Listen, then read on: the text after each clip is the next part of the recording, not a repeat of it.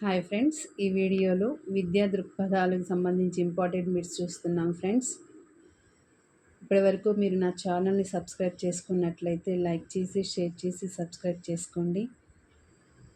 మొదటి bit, NEP 2020 ప్రకారం విద్యాస్థాయి. NEP 2020 ప్రకారం విద్యాస్థాయి 5+3+3+4. రెండవ బిట్, భారతదేశంలో ఎన్ఈపి 2020 రూపొందించడానికి అధ్యక్షుడిగా వ్యవహరించిన కస్తూరి రంగన్ గతంలో ఏ సంస్థకు చైర్మన్గా పనిచేశారు? ఇస్రోకి చైర్మన్గా పనిచేశారు కస్తూరి రంగన్.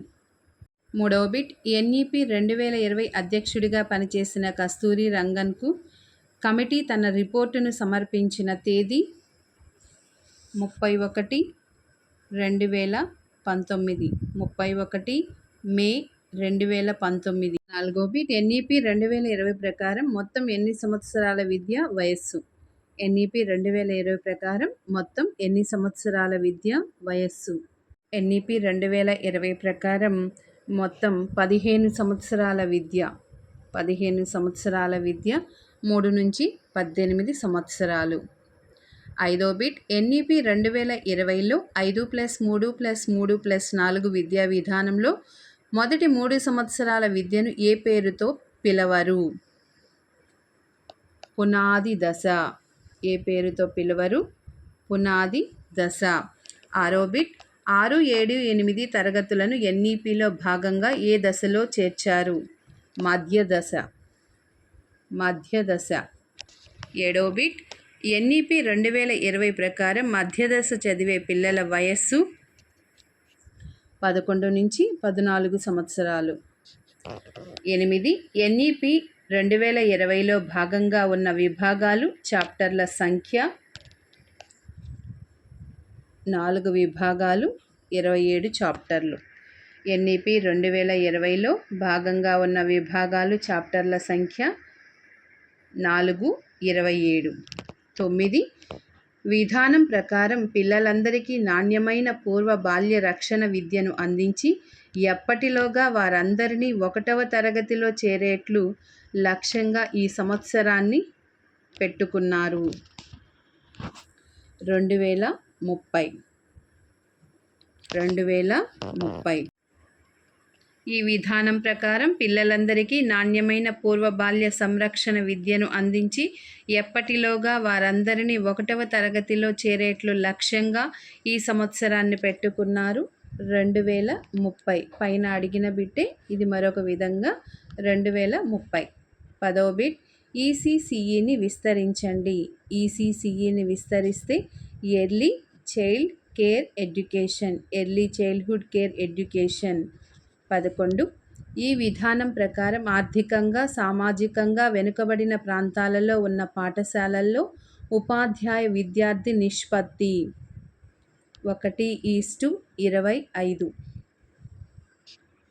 12వ బిట్, దీక్ష అనే సంకేతంలో డి దేనిని సూచిస్తుంది? దీక్ష అనే సంకేతంలో డి దేనిని సూచిస్తుంది? డిజిటల్. Option 3 digital.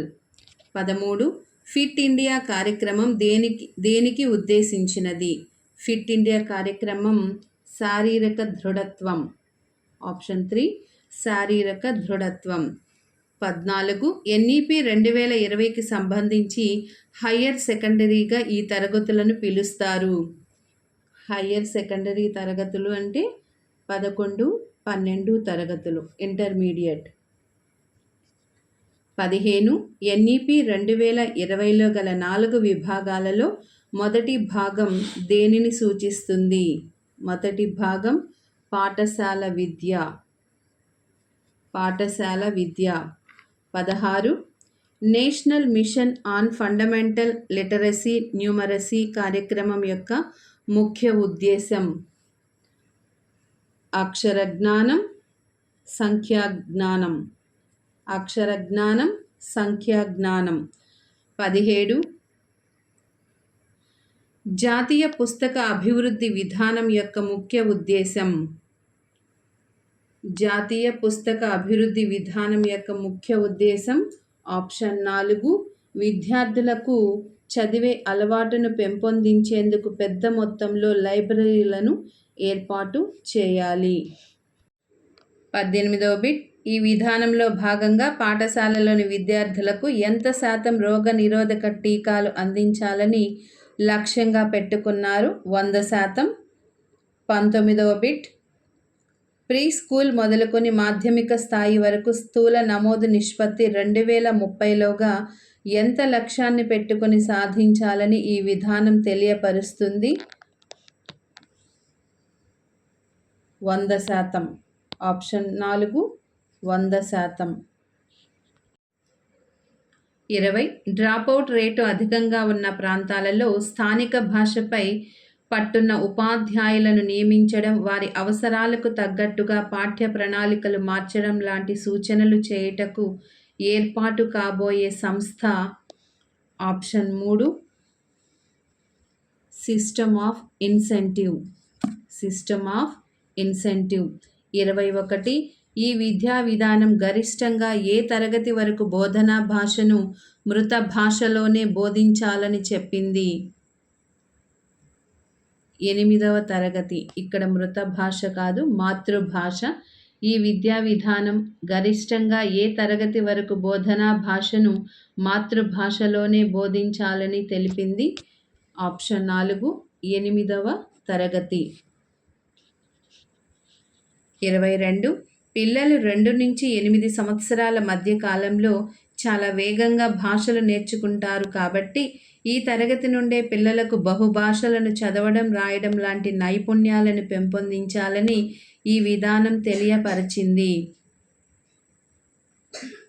ఈ తరగతి నుండే అంటే 3వ తరగతి. ఆప్షన్ 3 3వ తరగతి నుంచే పిల్లలకు బహుభాషలు చదవడం, రాయడం నైపుణ్యాలను పెంపొందించాలని తెలియపరిచింది.